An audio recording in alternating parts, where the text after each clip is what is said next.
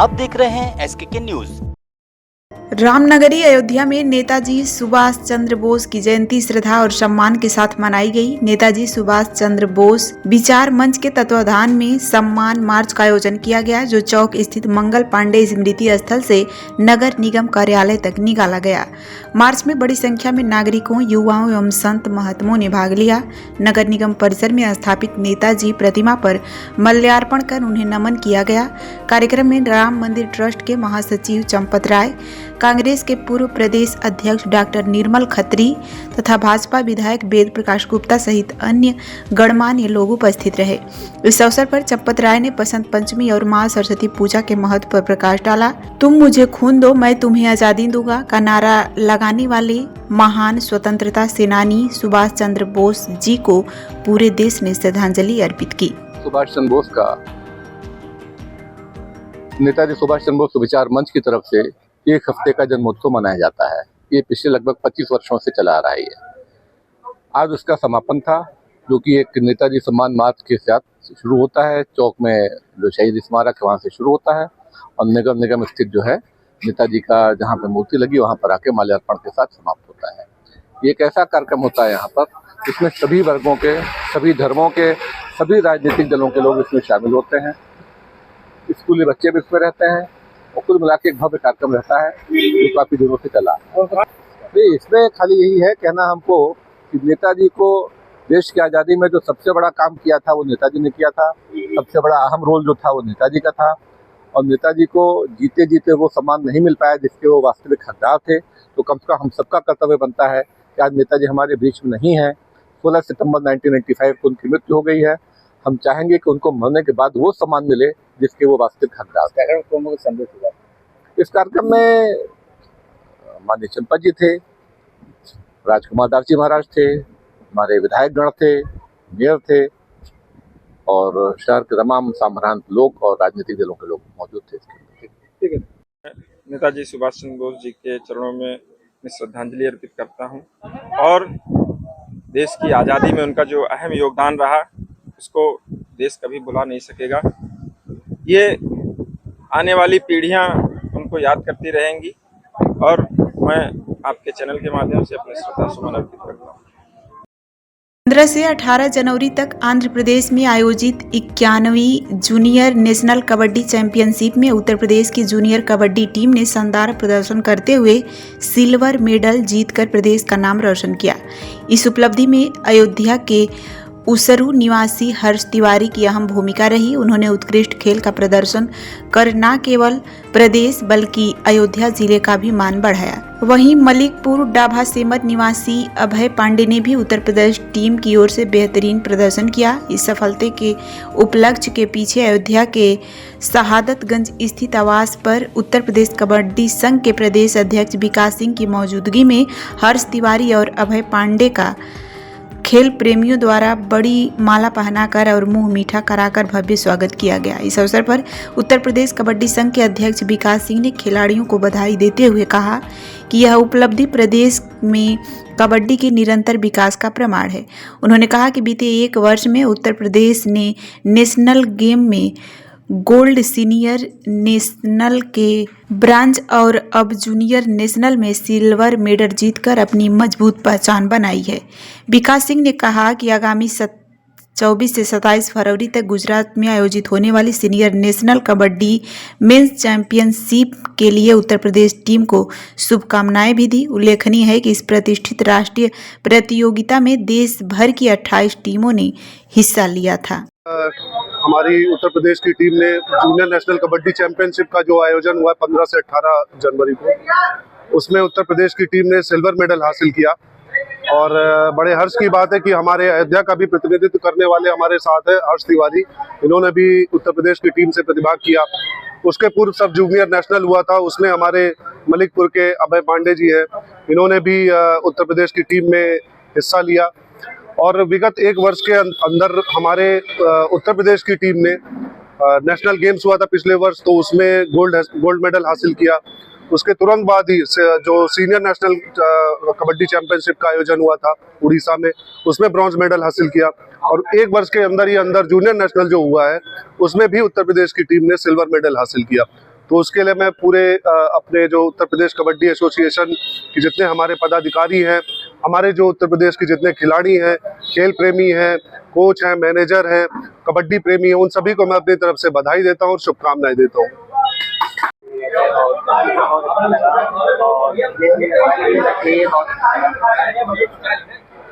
जिला मुख्यालय सहित शहरी एवं ग्रामीण क्षेत्रों में बसंत पंचमी का पर्व विद्या व ज्ञान की देवी मां सरस्वती की पूजा अर्चना के साथ हर्षोल्लास के साथ मनाया गया। इस अवसर पर विभिन्न सरकारी एवं निजी विद्यालयों, शैक्षणिक संस्थानों, कोचिंग सेंटरों तथा पूजा समितियों द्वारा मां सरस्वती की प्रतिमा और चित्र स्थापित कर विधिवत प्राण प्रतिष्ठान कर पूजा की गई और श्रद्धालुओं के बीच प्रसाद का वितरण किया गया। नगर परिषद के वार्ड नंबर 2 धर्मपुर में भी विद्यार्थियों द्वारा मां शारदे की प्रतिमा स्थापित कर भक्ति भाव से पूजा अर्चना की। बसंत पंचमी के मौके पर कई विद्यालयों एवं शिक्षण संस्थानों में सांस्कृतिक कार्यक्रमों का आयोजन किया गया व सुबह से ही पूजा समारोह को लेकर तैयारियां शुरू हो गई थी। पूजा अर्चना के बाद छात्र छात्राओं एवं अभिभावकों ने प्रसाद ग्रहण किया। जिले के प्रखंड क्षेत्रों में भी बसंत पंचमी का त्यौहार पूरा हर्षोल्लास और धूमधाम के साथ मनाया गया। गांव से लेकर शहर तक मां सरस्वती की प्रतिमाएं स्थापित कर श्रद्धापूर्वक पूजा की गई। आकर्षक ढंग से सजे पूजा पंडालों और भक्ति गीतों से वातावरण भक्तिमय बना रहा। मंदिरों में भी दिन भर श्रद्धालुओं की भीड़ लगी रही। सरस्वती पूजा को लेकर खासकर बच्चों में विशेष उत्साह देखने को मिला। छात्र छात्राएं सुबह से ही तैयारियों में जुटे रहे। विद्यालयों में पूजा अर्चना के बाद मित्रों के साथ खेलकूद और उल्लास के समय बिताया। इस दौरान बच्चों ने एक दूसरे को गुलाल लगाकर खुशियां भी मनाई। मां सरस्वती की रौनक सोशल मीडिया पर भी दिखाई दी, जहां फेसबुक, ट्विटर और व्हाट्सएप के माध्यम से लोगों ने एक दूसरे को शुभकामनाएं दी। धर्मपुर में सरस्वती पूजा जब से जन्म हुआ जब से ही हो रहा है, उससे पहले से, लेकिन जन्म से ही हम लोग देख रहे हैं बहुत धूमधाम से होता है। और वही श्रद्धा से हम लोग भी सरस्वती पूजा कर रहे हैं। कल अच्छी तरह पूजा हुआ धूमधाम से। क्लब शेरा क्लब है जो कि इसमें 10 मेंबर शामिल है और सभी ग्रामवासियों का इसमें सहयोग है।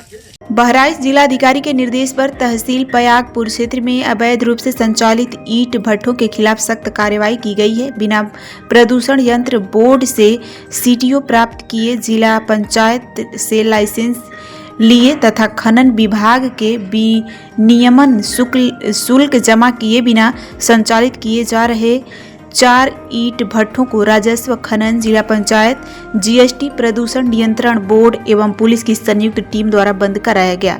बंद कराए गए भट्ठों को संबंधित थाना पयागपुर एवं विश्वेश्वरगंज को सुपुर्द किया गया। कार्यवाही के दौरान अन्य भट्ठों पर कच्ची ईंटों को नष्ट किया गया तथा भट्ठा स्वामियों को स्पष्ट दिशा निर्देश दिया गया कि संबंधित विभागों से आवश्यक अनुमति प्राप्त कर ही संचालन करें, अन्यथा उनके विरुद्ध विधिक कार्यवाही की जाएगी। प्रशासन ने स्पष्ट किया कि जनपद में अवैध रूप से संचालित ईंट भट्ठों को बंद कराया जाएगा।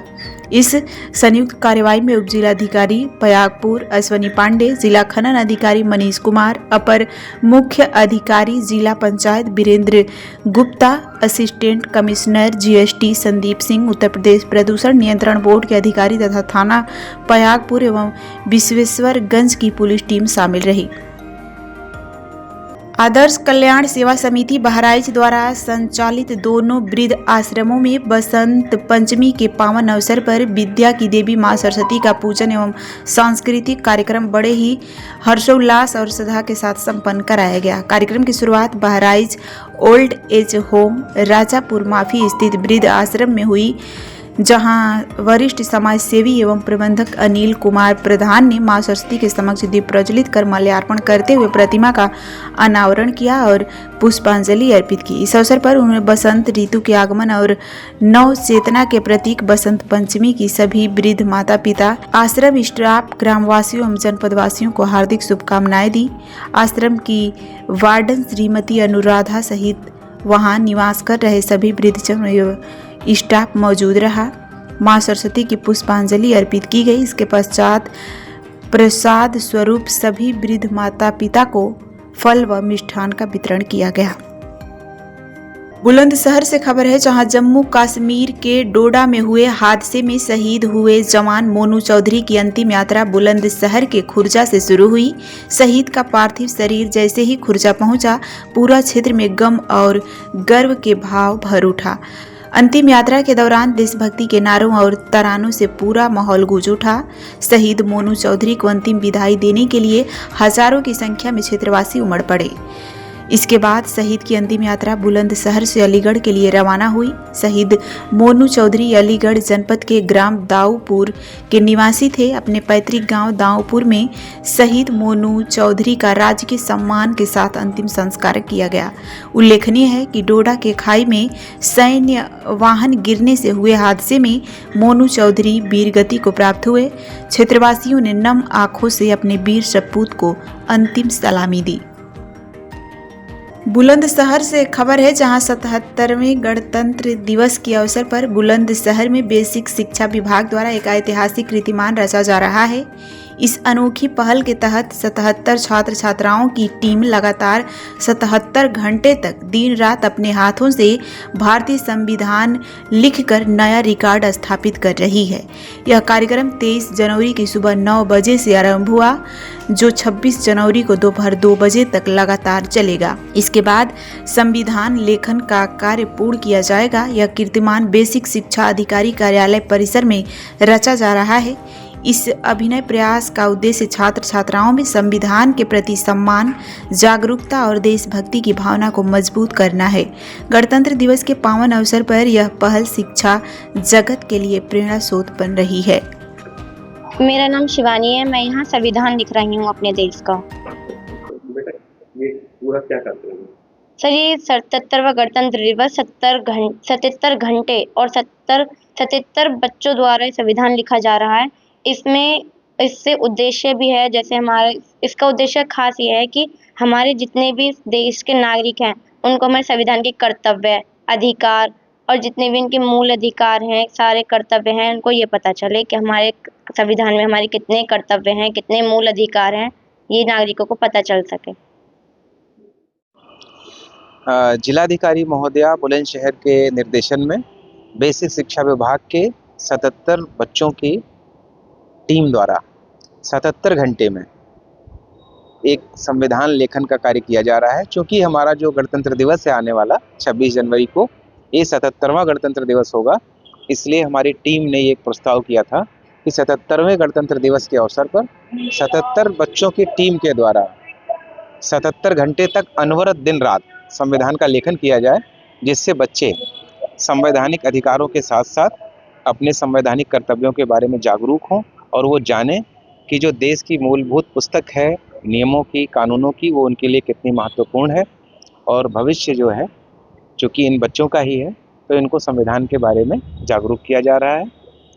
और सरस्वती शिशु मंदिर कुम्हारी में बसंत पंचमी के शुभ अवसर पर विद्या की देवी मां सरस्वती का विधि विधान से पूजन अर्चना किया गया।